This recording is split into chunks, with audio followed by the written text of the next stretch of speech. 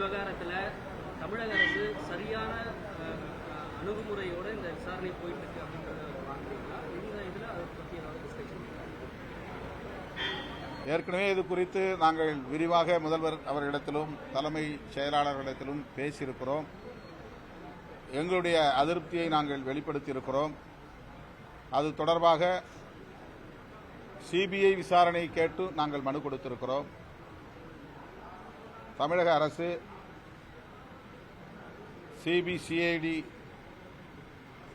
கொடுத்த அறிக்கையின் அடிப்படையில் அவர்கள் உரிய நடவடிக்கையை மேற்கொள்வதாக கூறியிருக்கிறார்கள். என்றாலும் நாங்கள் எங்கள் கோரிக்கையை வழக்கம் போல வலியுறுத்தி இருக்கிறோம். ஏற்கனவே தொழிற்பொருள் ஆளுநர் விசிக பொறுத்தும் கடுமையான முடிவு வச்சிருக்காரு. வேங்கவேலுக்கு போகாம எது கருத்து இருக்காரு.